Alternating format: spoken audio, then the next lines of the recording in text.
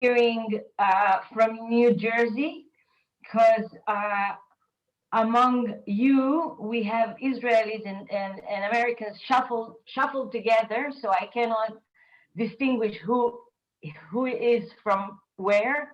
Yet we are all gathered here today around this subject of this great female Italian Jewish writer who had her claim of fame being given for such, she deserves so much this achievement. Her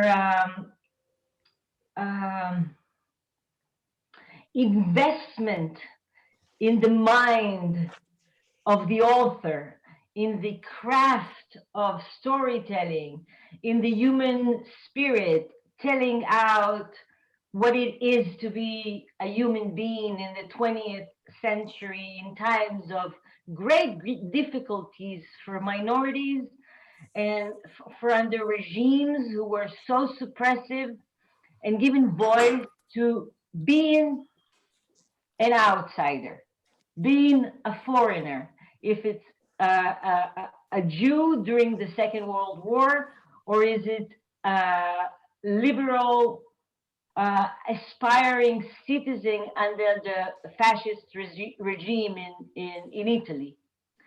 So let me start out with telling you a little bit about the biography of Natalia Ginsburg, to whom I feel very close. I call her on a first name basis. She, as I said, one of the greatest literary voices in the world. Here in Israel, she's among one of the favorite voices of Israeli readerships. Her book, This Family Lexicon, came out in the midst of her career in 1963, after she published few prose work, and here it's a memoir, built, structured as a novel.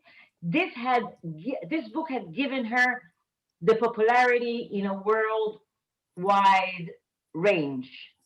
Born in 1916 in Palermo, Sicilia, in the south of Italy, to a Catholic mother and a Jewish father, her approach towards her Judaism was very interesting, and we'll get to it later on during the discussion. Growing up, she spent in Torino, and that was her municipality identity. In Italy, it's a crucial element where in Italy you're based and with what part of Italian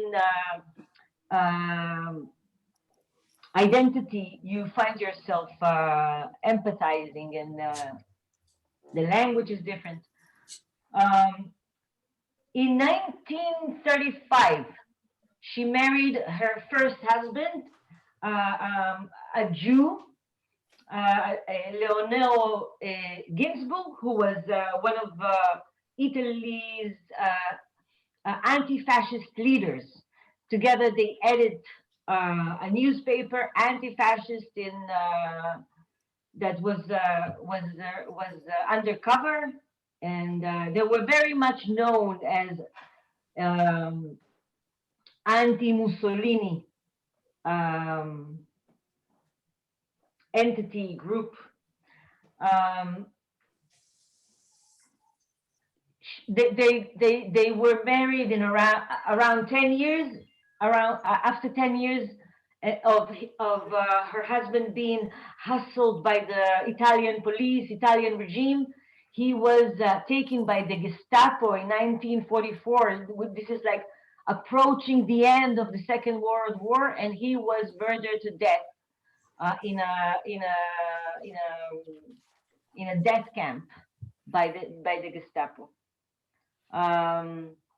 Tortured, I mean. Let me just fast forward and say she got married for the second time to Mr. Baldini, with whom She converted to Christianity, moved to Rome, and gave birth to kids. And she lived in Rome and was writing books and being given all the prestige and the prizes, awards, and recognition she deserved to be given until she died in 1991. Uh, this power of Natalia Ginsburg being both a humanist thinker, a humanist storyteller, and also a political activist came to be emerged into her participant in the Italian parliament. She was actually a member of the Italian parliament as she got older. Let me just fast forward and say that she been known not only for her subjects, but also for her lyrics, for her language. There's a Ginsburgian sort of poetry, sort of style known after Ginsburgian being that is gathered throughout all her novels that we come to read after this one was published. This one was the first to be published in Hebrew. Let me say that for me, I cherish this book from both literary, for its literary qualities, but also for sentimental qualities. And I invite you guys to tell me what it is that you found in this book worth to cherish, and how was it for you both an indulgence of your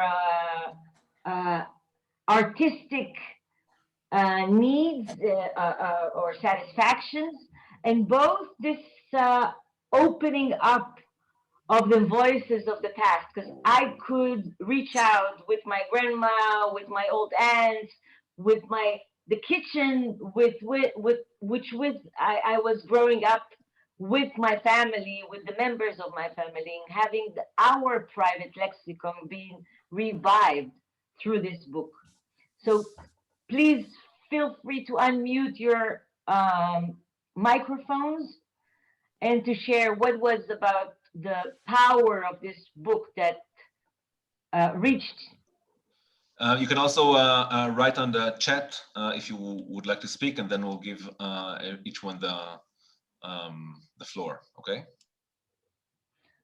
Okay, Barbara, would you like to speak? I could see that we have a question from Esther. The yellow frame has shifted to you. I see that Esther is asking, why did she kept her name after she converted to Catholicism? First, I believe that that once she was known as a Ginsburg, that's for practical reasons. After she's been earned a name among the Italian and the worldwide readership, she would keep her name. But beyond that, we would get to the Jewish pounding heart of Natalia Ginsburg. She never gave up the establishment of the Jewish roots that were kept within her.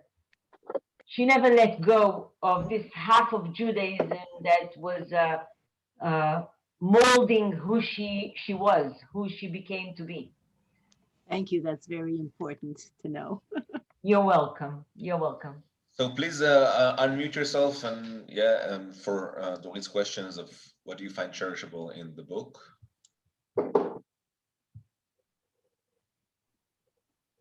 Not only if you fancied it. Laurie, please. So I sorry if I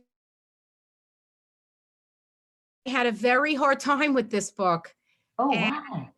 I struggled with it and I didn't finish it. And I had a hard time. And for me, for what I read, nothing to cherish, because I struggled so much with it. So help.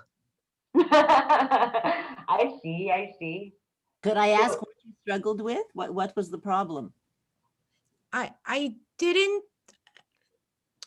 get a story from it. It was just people. She just talked about people after people and more people. And I didn't get a story. I didn't get a sense of anybody or any story.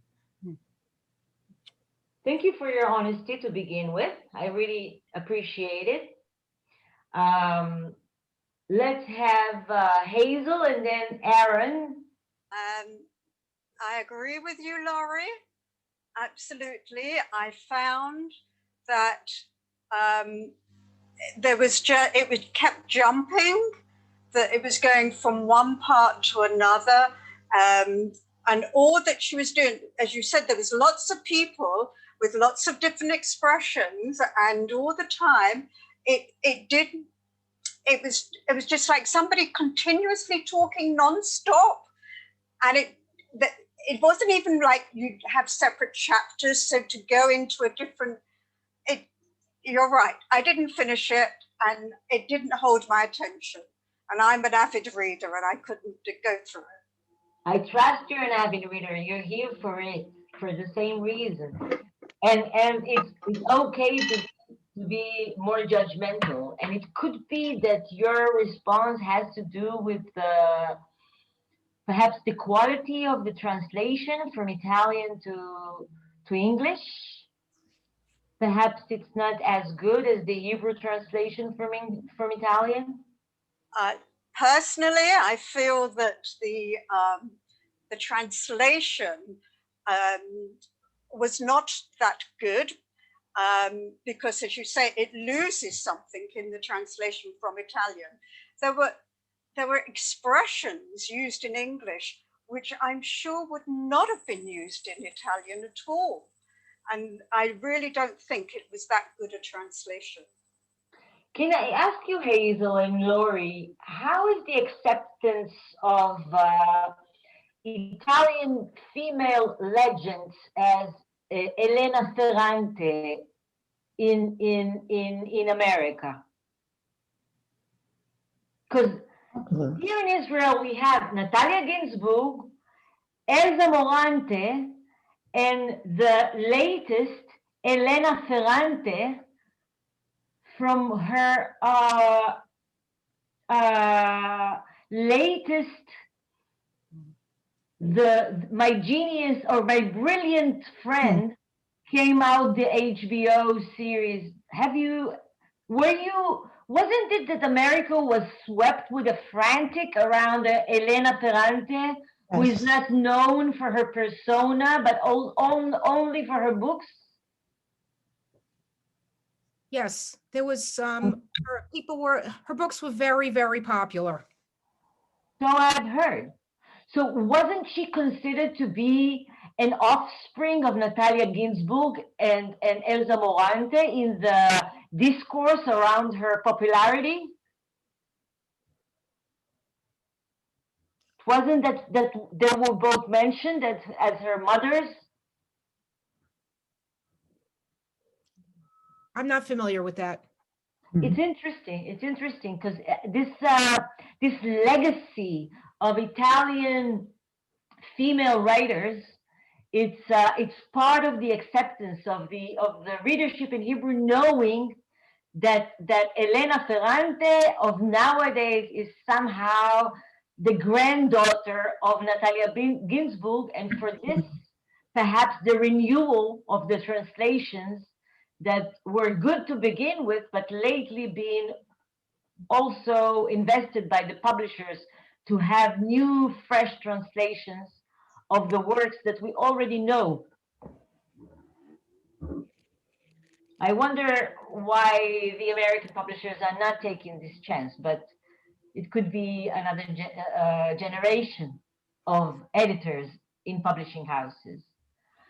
Thank you so much for both Hazel and Lori for your mild impression of this book. Yet, perhaps Susan, perhaps Gloria, perhaps Hannah, somebody who can share a more enthusiastic impression of this work. I'd just like to say something. The Esther, topic, please do. yes, the topic interests me very much. I haven't read the book. I'm a little concerned about the comments made by Hazel and Lori because they didn't finish the book. So it must mean that it wasn't so readable. So I'd like your impression to encourage me to read the book, because now as I say, I'm very interested in the subject, but if two people who are readers were not able to finish it, I'm a little concerned. So can you give me your version or your reasons for liking the book? I will, definitely. I must say that this tragedy of poetic pearls, jewelries that being lost in translation is the story of us authors and perhaps poets more than that. There's a saying by one of our greatest poets, Chaim Nachman Bialik, who was saying that translation, good literature from one language to another is like kissing via a handkerchief, Mm. through a handkerchief. This kiss is so unbelievably not satisfying because of not being able to break through the barriers, the obstacles, the differences of one language to another. And it always breaks my heart when I see that perhaps one of our greatest authors, Shai Agnon, who was awarded by the Nobel Prize, is not yet being indulged with his Hebrew, with his stories, because once it goes through another language, it somehow becomes dull. And I always get being reminded by it when I sleep in hotels and I cannot, and I suffer from insomnia, and I get to read the Bible and see how naked it becomes once it's being brought via English. The best translation, yet it's not it. So I'm saying it could be that the power of the book, Esther, is not being brought via the English as much as it being well done in Hebrew. Yet I must agree with an element, or perhaps Dina or anybody else, Aaron, perhaps you can join me in with reflecting Laurie and Hazel's impression that this novel is its power, it's the voices.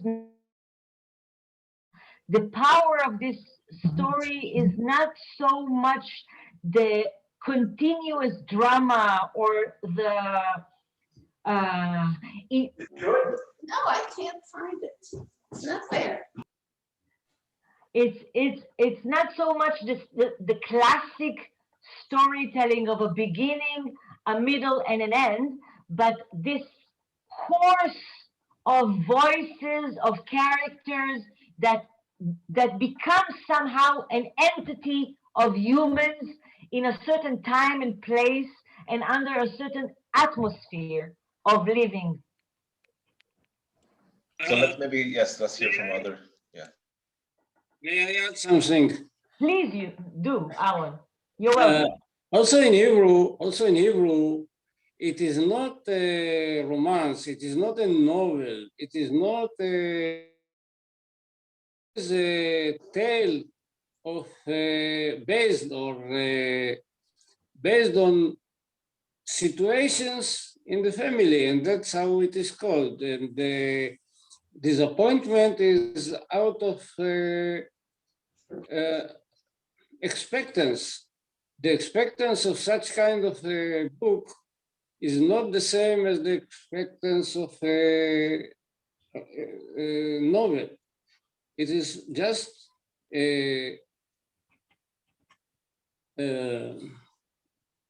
It's perhaps, thank you so much, situations group of situations and proverbs that were used by the family, and that is the glue that sticks the events together. But there is no line of events, or there is no propagation of a situation. The situations are not connected to each other. That's the situation. That's what she wanted to tell us, and I don't think it's the translation, because also in Hebrew it is like that. And Thank you so much, Aaron. Perhaps if it was titled a memoir, yes, It would be better. but even as a memoir, as a lifeline along, which brings us from one point to another. And here, she did not bring us from a point to another point. She did not build a lifeline, a timeline. She told us pieces, bits and pieces of her life around the proverbs used in the family. And that's it. That's all. But it was not only the story. Gloria, I can see your hand raised. You're going to be talking right after Dina. Okay. I see you. Thank you for your patience. So I also felt disappointed in the book.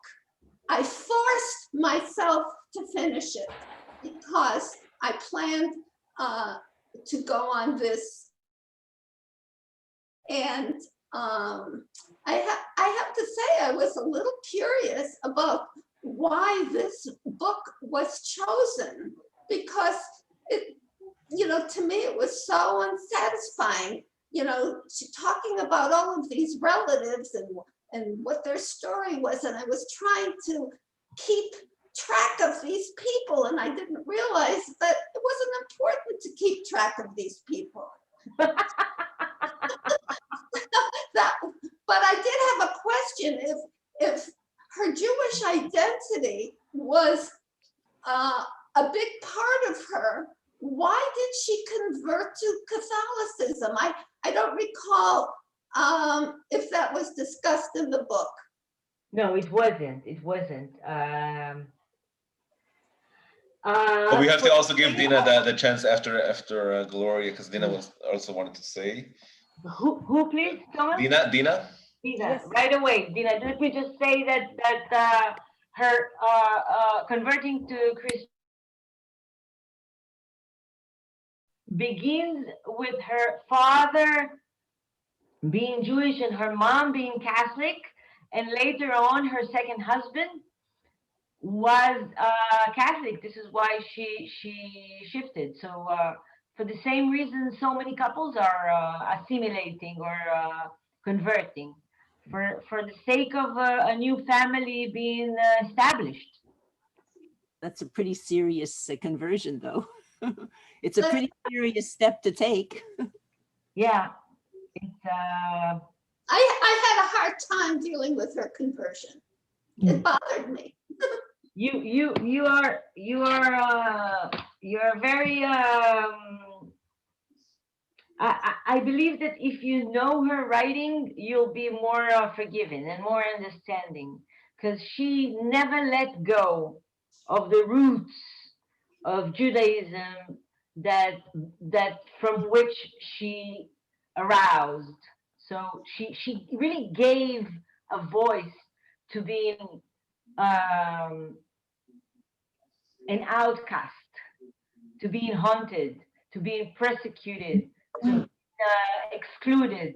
She never let go of this element of the Jewish identity, of the Jewish history, of the Jewish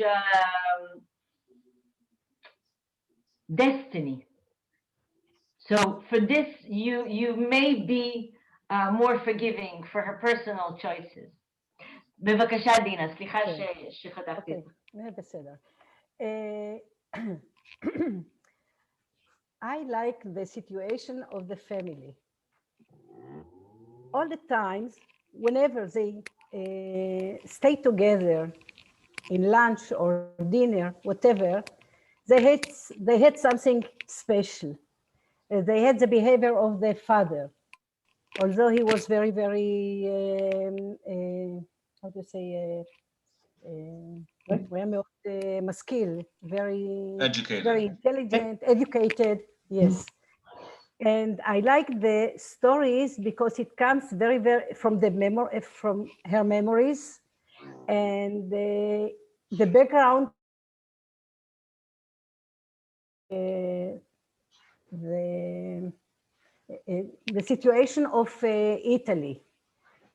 And they were very involved. All of them were very, very involved with what happens in Italy. And it makes the story very, you know, very real and very interesting. I was very interesting to hear about from one side the family, inside the family, and from the other side what's going on in Italy. And this made me more curious about what's happening in the family with the background of Italy. Mm-hmm.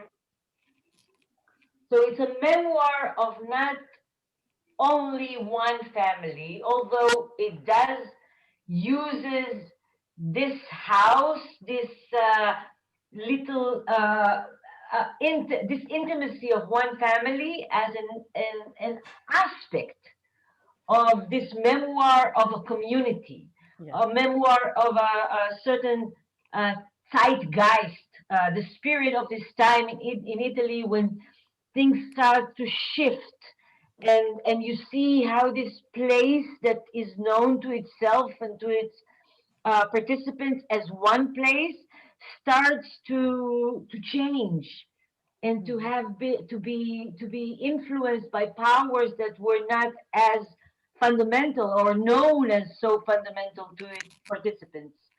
And this is an eye-opening chance to see how looking back you can spot that the most particular, the most intimate was part of a huge universal surrounding, a wave of change.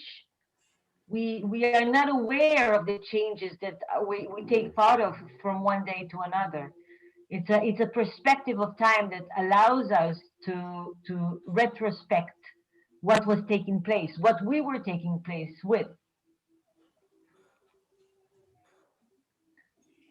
Is there any advocate in New Jersey for the work of Ginsburg? I would very much accept your your severe judgment of this work. It has to be with its framing, with this translation, and with the promise to have a novel structure. It somehow deceived you. I can see that you feel like you were promised one thing and found out that it wasn't. Right. Yeah. How unfair it is when these things happen, that it's being taken as Hilda. You ask if Natalia was living in Israel at some point.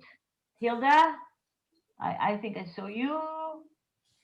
Okay. Oh, there you are. Yes. Yeah, right. Um, I'm curious about that because you know, you talk about her, how she studied in the Israelis studied her literature, and I'd never really heard about her in America.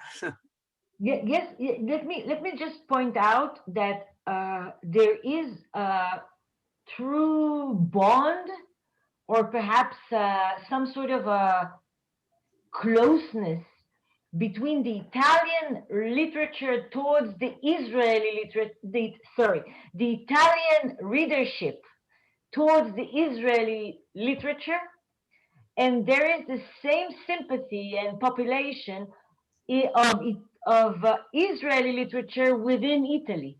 it has to do with some sort of closeness of emotional or temper that Italians and Israelis are sharing, something about this unsettled, uneased, somehow overwhelmed mentality, somehow of this climate. Today we had the most hot day, just bursting with uh, with with temperatures of almost summertime. There is there is a similarity between the two populations, and it's being reflected with the sentiment of the Israeli readership towards the Italian literature and vice versa, just as pointing out. Going back to Natalia's experience in Israel, she never visited in Israel. She not only that, she never came to be here, but she was also very critical towards the Israelis' policy, political policies. So she wasn't an observed of you part of. She had a warm heart for Israel and very much involved and interested in it, but also critical. Very much part of the European observation of Israel in a more critical way. She wasn't different in that sense. She was she was a very left wing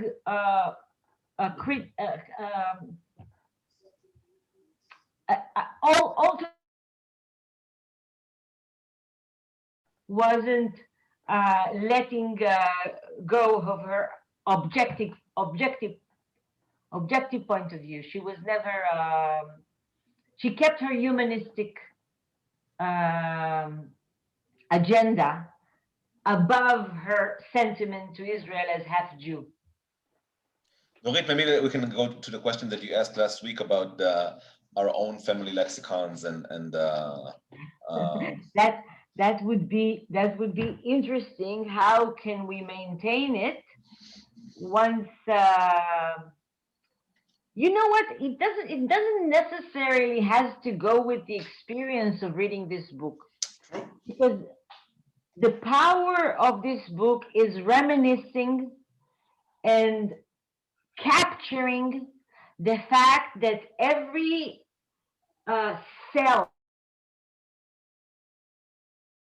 in order to maintain its identity, being evolved from one particle to another, and to become some sort of a loyal bond of a family, of a couplehood, of an enlarged family, of a community, in order to evolve into something more solid, that each of the participants of this family carry out in its world, in its ways of life. We do write a family lexicon. We do share some codes that are like passwords to our hearts. And in every family, from childhood through youth and adulthood, once you recall those phrases, those sayings, those words, only the members of this intimate cell, they know what it means. They know it's funny. They know the story behind it. They know the character that was providing the episode that was around it. It became so customary within the house. It's where it's being repeated again and again. And it's somehow an anthem, a literary anthem of this family members. And last week we were sharing those those notes from our private families that we of course had to interpretate why they were so unique and special to us. And I invite you guys to think of perhaps one or two uh, sayings, idioms, quotes from your own home, the home you were raised in, or the home you raised your kids in, that only guys within your house would figure out, and perhaps it can be translated by this interpretation. If there's some perhaps it's more than anything a candy for me to be given, to be this sweetness of reminiscing something from home. Gloria, is there something that you can share? Lori, Hazel, Esther, something that comes to your mind that only you and your sister would know, only you and your mom, only you and your dad, your aunt. Well, when I got married, my name is Esther and my sister-in-law is also Esther. So in our family, I became known as Esther number 1 and she was Esther number 2 because I got married first. I got married first. So between us, it's a joke. And when other people want to refer to us, we have to say, well, which Esther are you talking to, Esther number 1 or Esther number 2? But they don't understand what's behind it. That's wonderful. Yeah. That's wonderful. So you both sister-in-law? We're both sister-in-laws with the exact same name, Oh. Esther, and the family name. Yeah. And because I got married first, I was called Esther number. Well, actually, I think it was the big Esther and the little Esther because I'm tall and she's short. So I'm the big Esther and she's the little Esther, but it was also Esther number 1 and Esther number 2. So yeah, so that's in the family. That's so much a design, an element of design in storytelling. You would immediately try to figure out not only being new members of the family, not only being known, there's some sort of a twinship between you two. You can draw lines of similarities between the two Esthers. Yeah, we're very close actually. Oh, that's it. That's nice. Oh, you should okay. Dina, go ahead. This inspires me. There's a saying by David Grossman that telling stories to an author is like giving a hug to a pickpocketer. Oh yeah, that's cute. So now you tell me a good story. I say to myself, ding! You can never know. Run with it. Do it. Little Esther, and that's fantastic. Thank Dina, you. you wanted Anything that around your family lexicon that you can share. I love it. Yeah. Okay.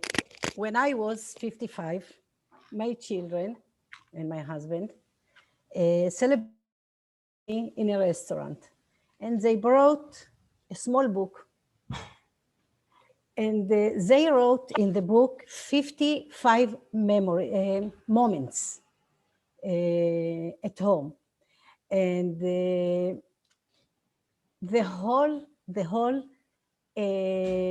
time that we were in the restaurant, we didn't stop laughing, because every question that was asked during that evening brought with it so much laugh, because every one of us could remember the story about that question.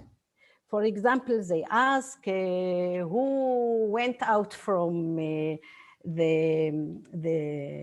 room and talked with the mirror, for example, in the middle of the night. And all of that, and they know about this story. And this is really a very, very nice, you know, this made me so happy that every one of my children, I have 3 children, remembered everything. And I just can't, you know, and with a beautiful, you know, such a small question, but 55 moments of our life. It was such a surprise for me and made me very, very happy that they really remember the atmosphere of my home. And Beautiful. yeah, It is Who beautiful. was, Dina, who was Yeah. responsible for this beautiful gift you were given? Yeah.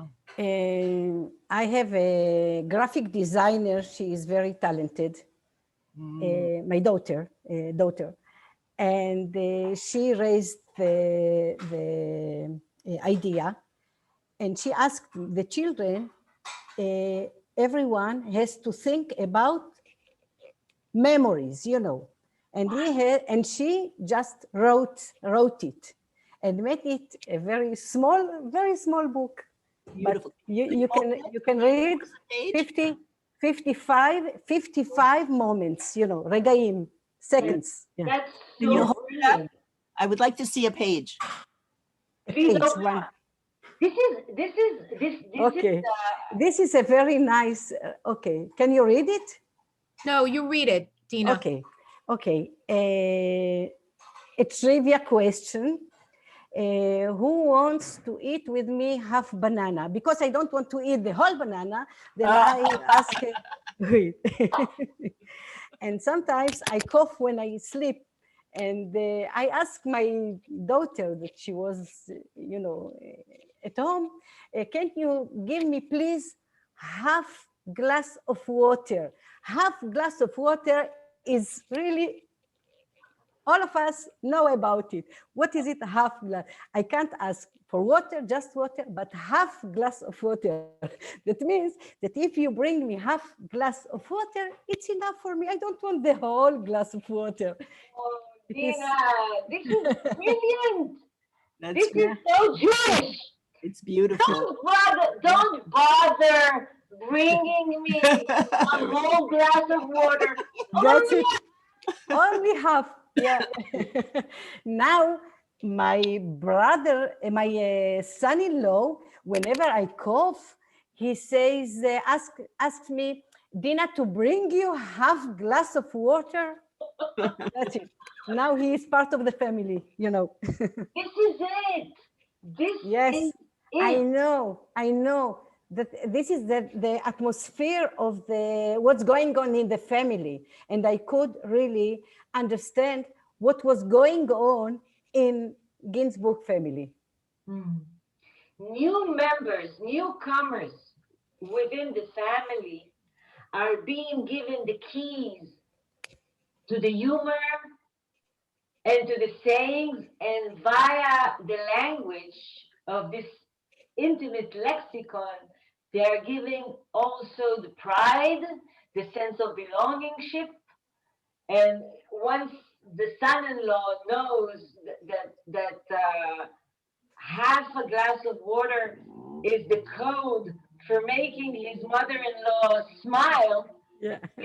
it's beyond the suggestion. It's the Yes, that's it. to assemble, to assemble. מדהים, דינה, מדהים. תודה. ריגשת אותי, ריגשת אותי. It's fantastic, Dina. Yes, it's a very nice idea. She has always good ideas. You should suggest that having a company that does the research and the graphic design, it's a great gift for the family. Yeah. Once you sit down with few members and come up with the family lexicon and with questions that would make everyone burst into laughter in the reunion. Yeah. Brilliant. Yeah. Thank you. You're welcome. Thank you for sharing. So,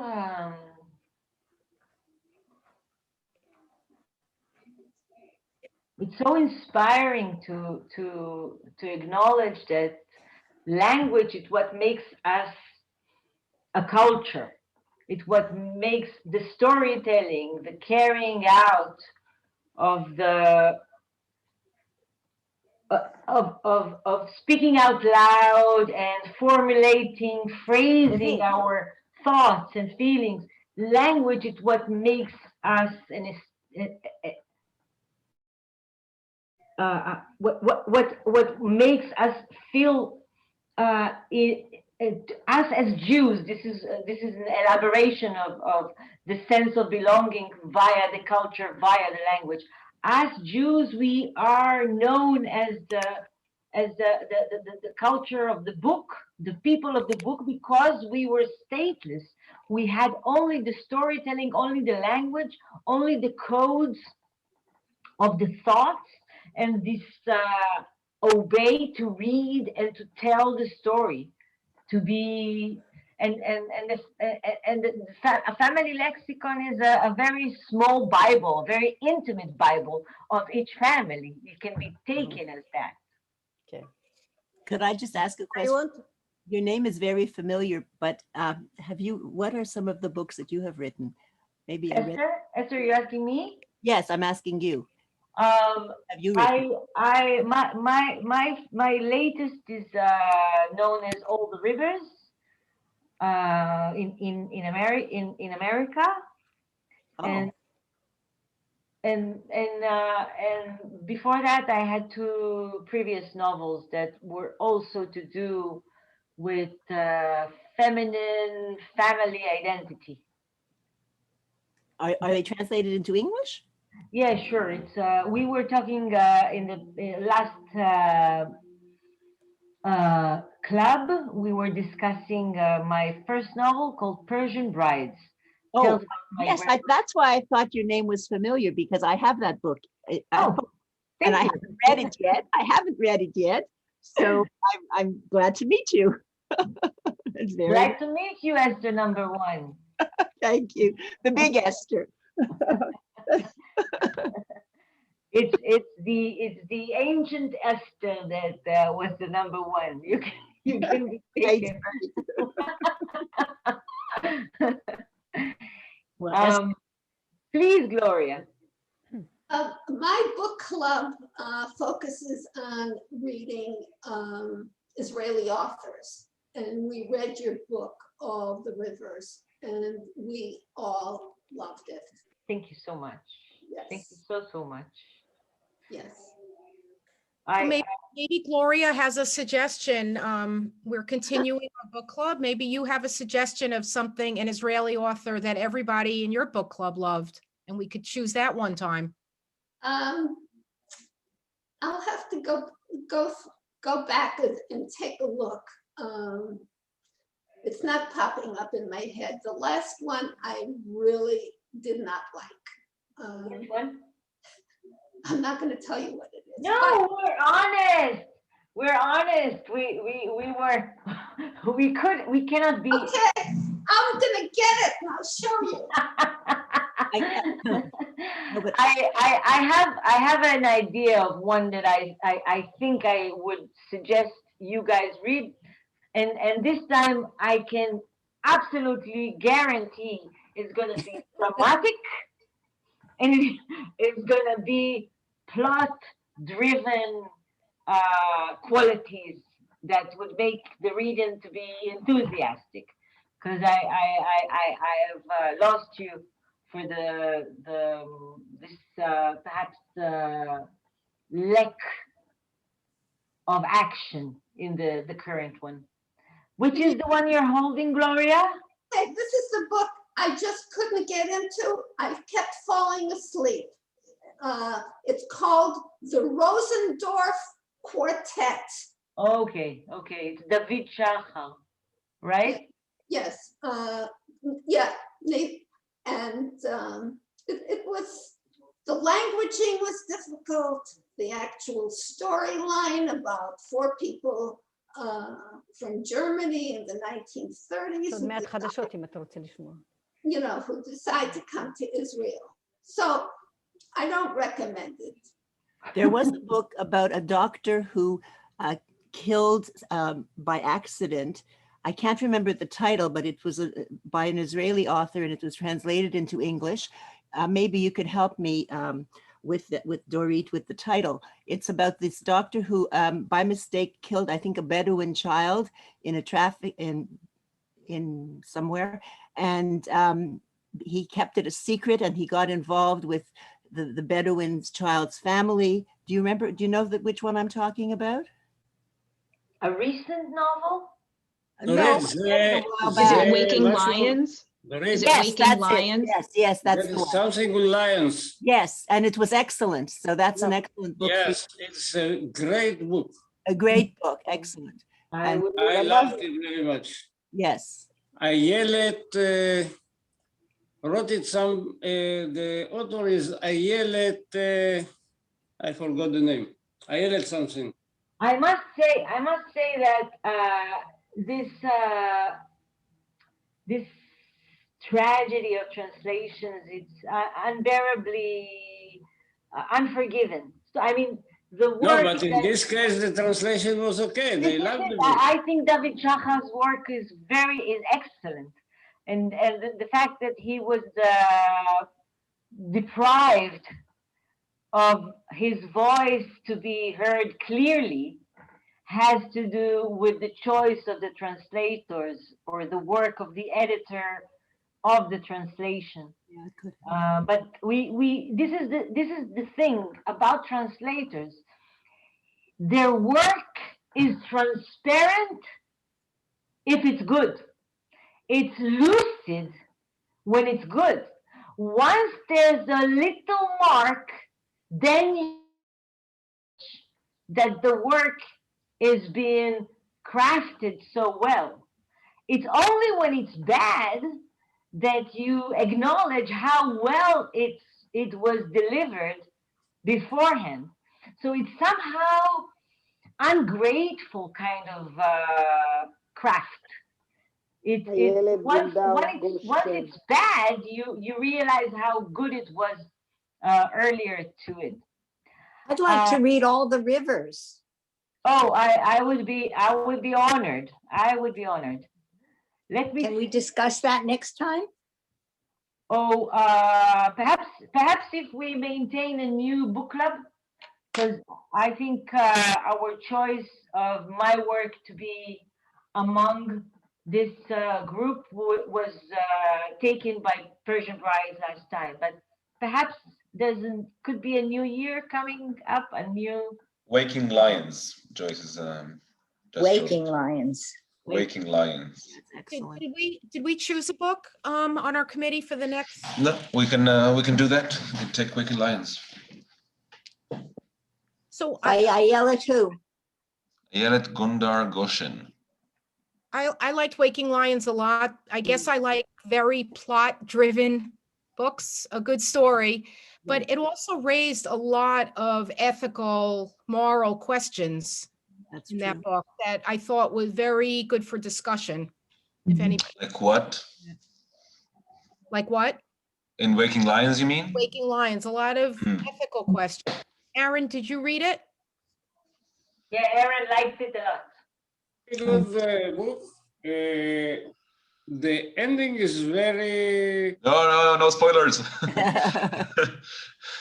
But I'm telling you, the end is very shabloon, but the ethical issues raised during the story are very, very important.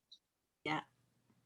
No, it was And are very, very important to talk about.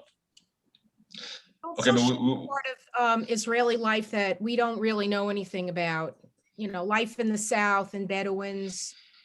yeah, it's true. No other things. we basically have half an hour until we finish. Maybe we can still just redirect ourselves to, even if we have diverted different opinions on the book, still talk about Natalia Ginsburg's family lexicon, and maybe Dorit would like to read a passage and this is it. I somehow lack what I was hoping to read out, but perhaps no, it hasn't been sent to me. But if you guys, though this book is not is so the choice. Perhaps among the Israelis, has anybody carry both Hebrew and English versions at his hands? No, huh? No chance.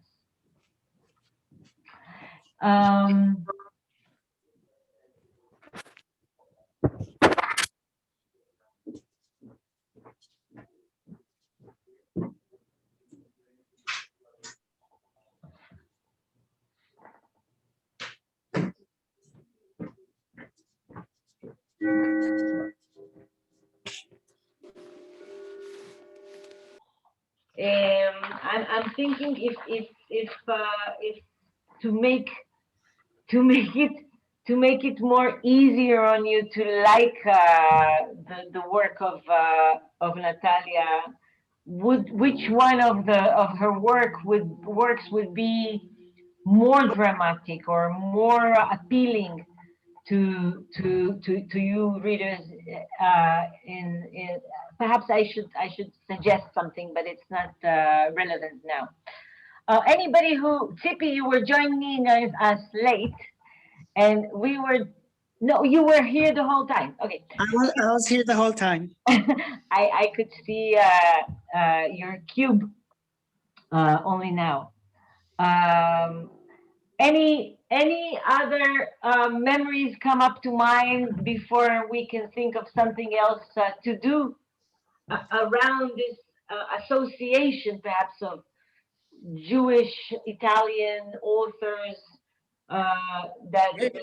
Dorit, Yes, I think the last week when we had the discussion about the book, you raised a very, very interesting, from my point of view, very interesting perspective of the reader meeting the people in the story, the teller of the story and the people in the story in various tiers of connection, of communication, of empathy between the reader and the story. Having it on one tier of gender, looking at the people woman to woman.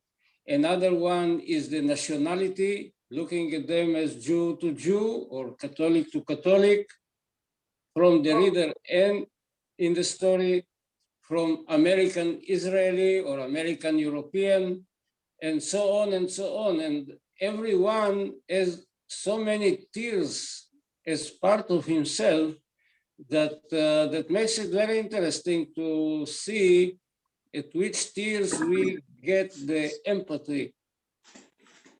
When you say tiers, you mean what in Hebrew? אמרת שיש לנו התחברות של הדמויות, של הקריאה, הזדהות של האנשים לדמויות. אבל tiers, when you say tiers, tiers זה שכבה. tiers זה שכבה. I didn't know that. Yeah, the T-I-E-R, yeah. tiers זה שכבה. Tiers, levels. Levels, we can say levels. Levels. Yeah. So you were echoing. You know, it reminds me something. When I was invited to speak in this launching of Elena Ferrante fourth book of the series, the one that is known, the My Brilliant Friend.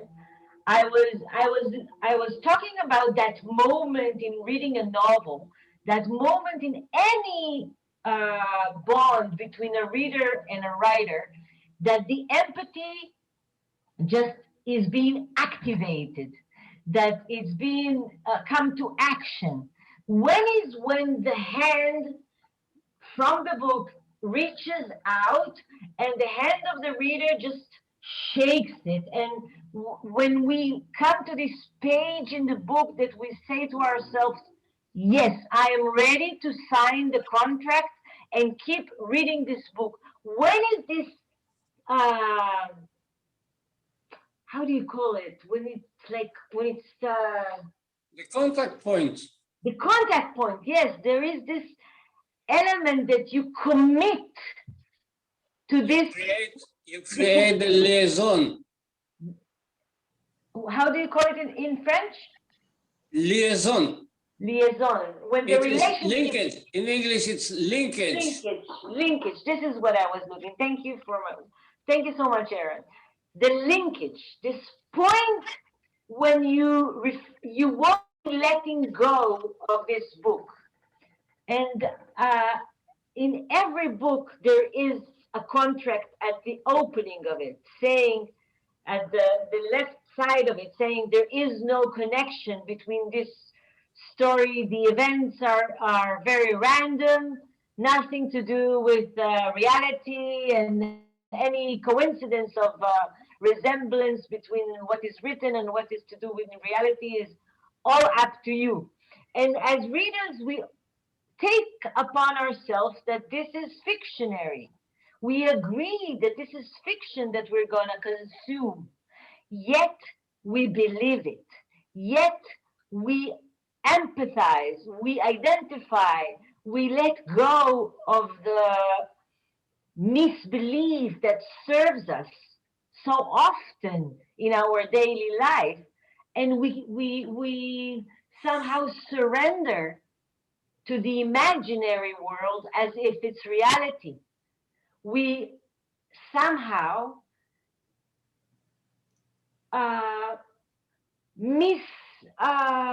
mistreat the contract. We let go of our agreement at the beginning to take under consideration that this is fictionary, that is fictitious.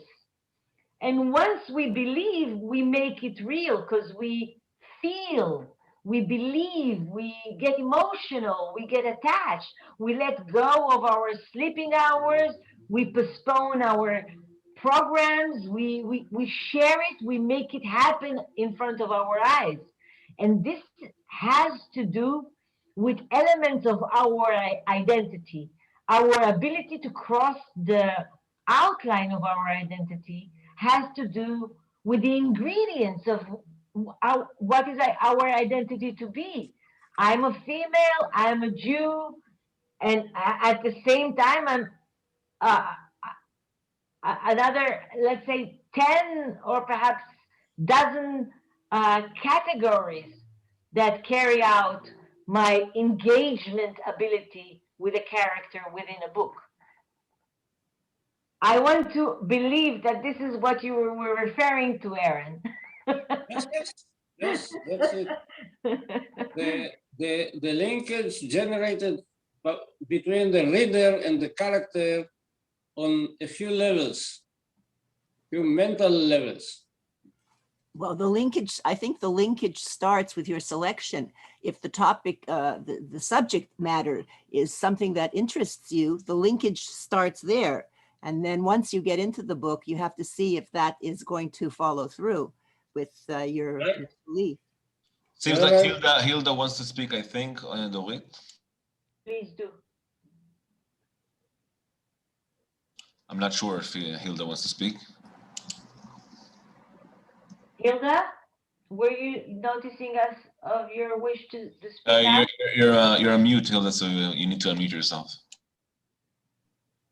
Okay, I hadn't said that I wanted to speak. I just because you raised your hand, so I wasn't sure if you're okay. Oh no, I was just shifting in my seat.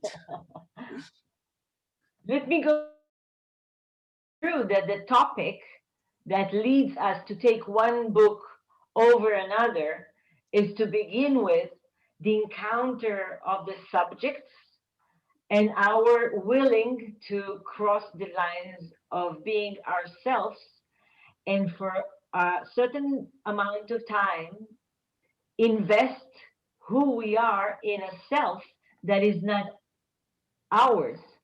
I am willing to let go of who I am and to portray a voice that would be my inner voice for, let's say, 300 pages.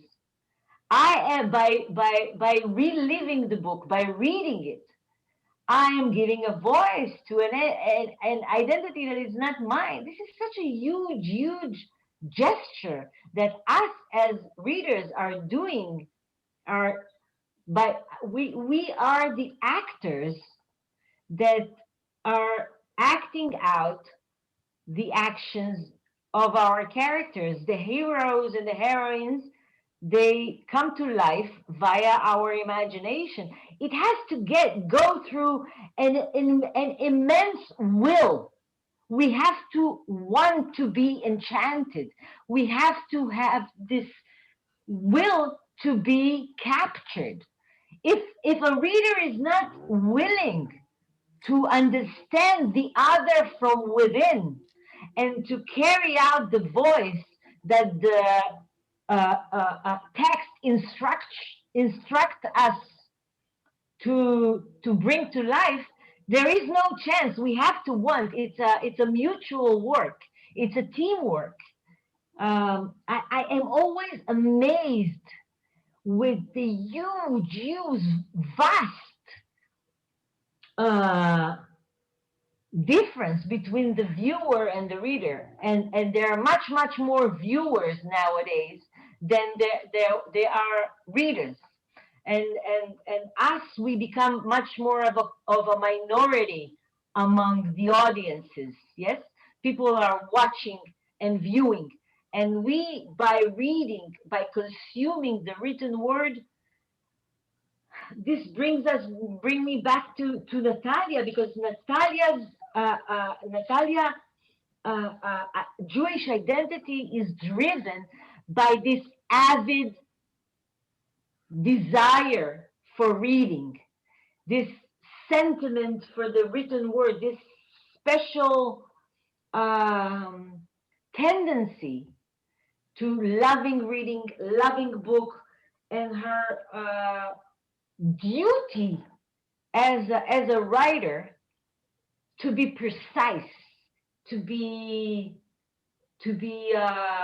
authentic, to find the most singular way of describing the most banal or perhaps most ordinary, and to actually redeem the ordinary from being ordinary just by finding it the most private, personal experience that would echo a memory, a family, life, community, time, and having this element of time in this paragraph that I wanted to read to you. She says this is those sayings that we were, as kids, we were repeating one to the other, was a way that we could recognize one another in a dark cave. If we come across one to another in a dark cave, I could say something and my brother and sister would recognize and know that this is me. She says we could recognize one another by these codes in among millions of people. And this is our vocabulary, our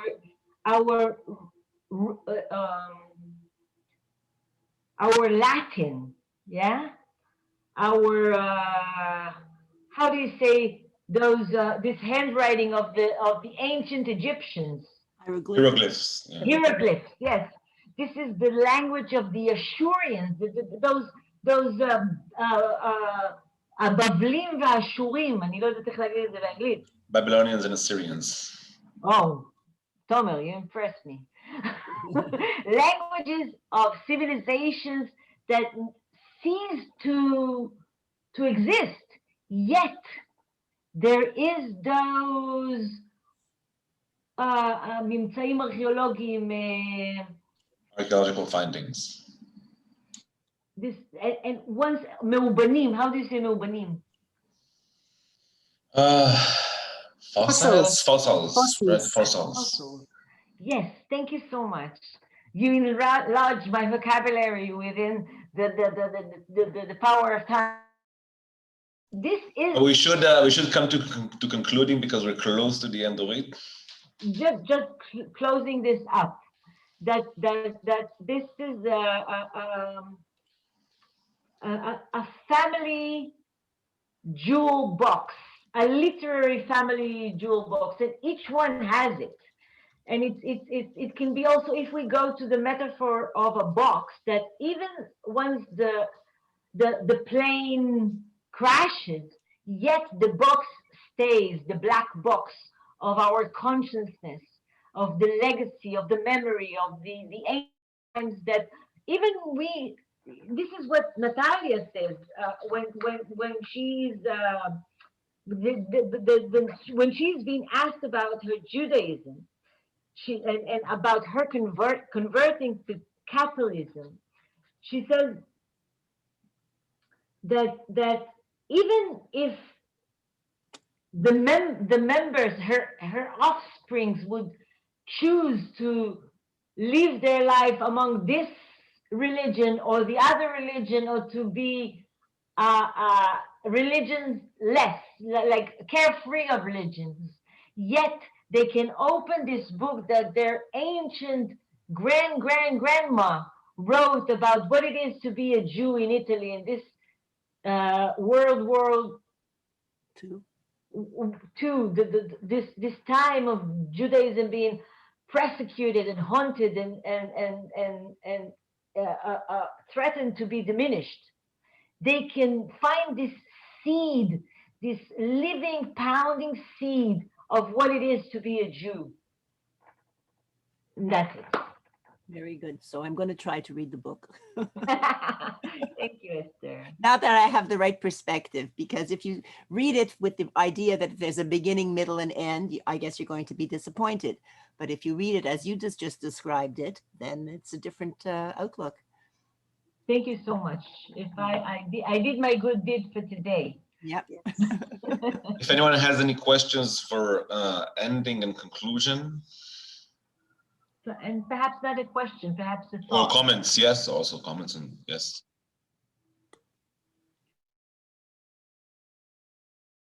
Met you, Dorit. Esther, I haven't met you eye to eye, but voice to voice we have. Thank you. I appreciate Well, And I'm not from New Jersey. דורית, Yes, Iris, I hear you. אני יכולה להגיד משהו בעברית? זה נורא חשוב לי.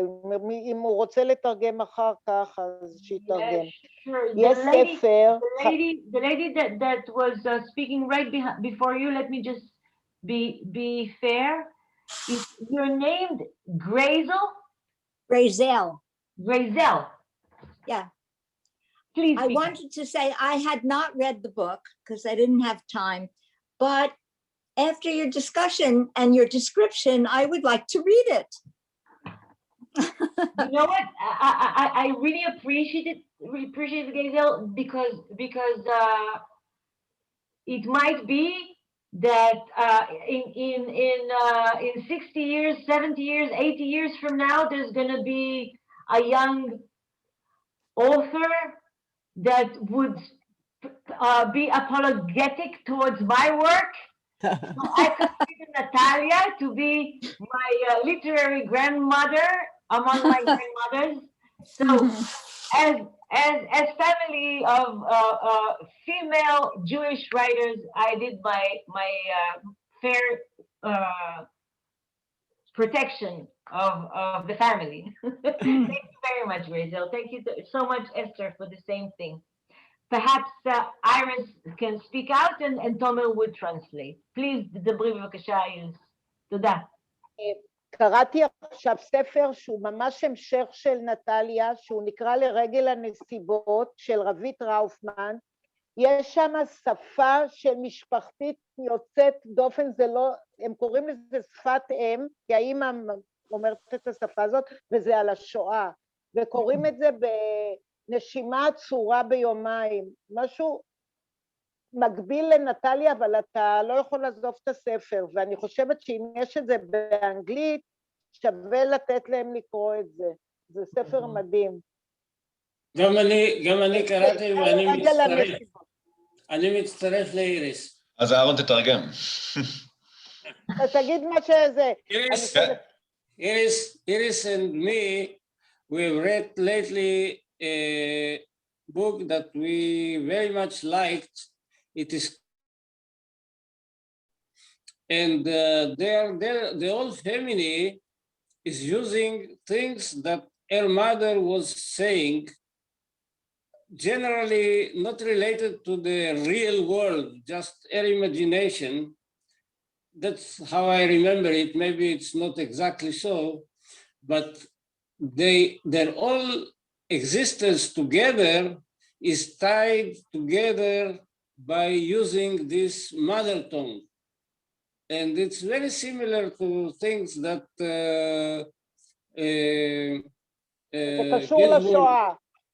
it's also related to the Shoah, to the Holocaust, and to the World War II, and to the what we call the second generation. And it's a very interesting, and it is much more readable and consequent book than this one. So if it is in English at all, we don't know. We have to check it. Recommend. You know what? If we mention mother tongue, it's been March last year that I published a personal essay in Tablet magazine. You probably are familiar with this Jewish hip young magazine, Tablet magazine. Yes. I published a personal essay that is titled also My Mother Tongue, that also to do with this particular relationship with the inner family language. I haven't yet published it in Hebrew, but the English translation has already appeared in, and it's free. It's free for you to read if you're willing, if you're interested in elaboration of this subject. Also, the choice of telling a story via the terminology that is within the family. So check it out. You're welcome. So I would like to conclude and say again, thank you for everyone for joining us. It was a lovely third meeting. I'd like to remind you that our next meeting will take place on May 12th. Again, Wednesday at 7 p.m. Israel. I think it's 12 p.m. EST. Thank you very much to Lori, the chair of this project, and to Yardena, the Israeli chair, and Dorit for moderating. Thank you, Ravit, for attending, and thank you, Joyce. Thank you, everyone, for being here. We couldn't have had it without you. Or better, without me interrupting all the time. Again, I'm the bad cop. You're the conductor. Thank you, everybody, and have a good time. Thank you, Alan. Great to see you all. And we see each other again in May. Keep on reading. Keep on reading. Don't give it up. We will send updates via email, so be sure to follow. Thank you. Bye. Thank you. Bye.